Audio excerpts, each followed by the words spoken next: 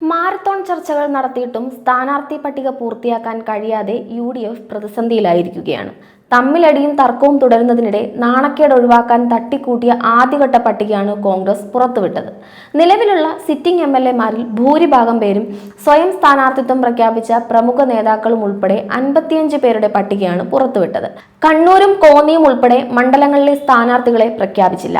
MP-മാർ ആരും മത്സരിക്കേണ്ടതില്ലെന്നാണ് നിലപാടെന്ന് high command അറിയിച്ചതോടെ K Sudhakaran ഉൾപ്പെടെ നേതാക്കൾ കടുത്ത നടപടിയിലേക്ക് നീങ്ങാൻ ഒരുങ്ങുകയാണ്.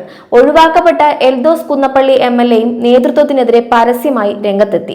സംസ്ഥാനത്ത് പലയിടത്തും പ്രതിഷേധം ശക്തമായതോടെ പ്രചരണത്തിനിറങ്ങാൻ കഴിയാത്ത അവസ്ഥയിലാണ് സ്ഥാനാർത്ഥികൾ. ബാക്കി സ്ഥാനാർത്ഥികളെ കൂടി തീരുമാനിക്കുന്നതോടെ കടുത്ത പൊട്ടിത്തെറി ഉണ്ടാകുമെന്നാണ് നേതൃത്വത്തിന്റെ ആശങ്ക. KPCC പ്രസിഡന്റ് സണ്ണി ജോസഫ് മത്സരിക്കുന്ന പേരാവൂരിൽ കെ സുധാകരനെ അനുകൂലിച്ച് ഇന്നും പോസ്റ്ററുകളും ബോർഡുകളും പ്രത്യക്ഷപ്പെട്ടു. നട്ടുനനച്ച് വളർത്തിയവനെ ഇല്ലായ്മ ചെയ്താൽ തിരിച്ചടി നേരിടേണ്ടി വരുമെന്നാണ് മുന്നറിയിപ്പ്.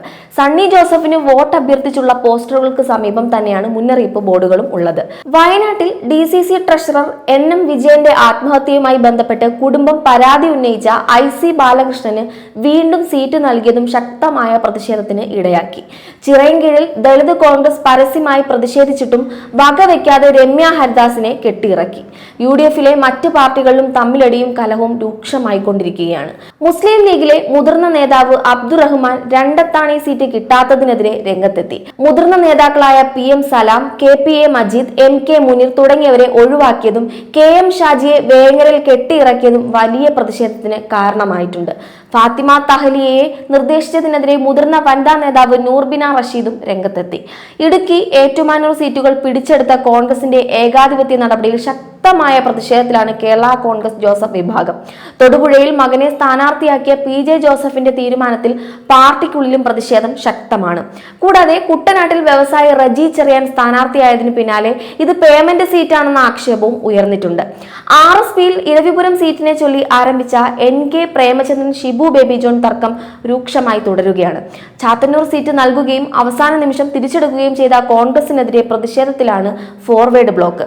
Party general secretary G Devarajan Rahul ഗാന്ധിയെ കണ്ട് നേരിട്ട് പരാതി പറയും എന്നാണ് സൂചന.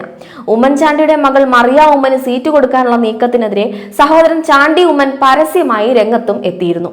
സ്ഥാനാർത്ഥി നിർണയത്തിൽ ഒട്ടേറെ അസംതൃപ്തർ രംഗത്തെത്തിയതോടെ രണ്ടാം ഘട്ട പട്ടിക കോൺഗ്രസ് പുറത്തിറക്കുമ്പോൾ കലാപം രൂക്ഷമാകാനാണ് സാധ്യത.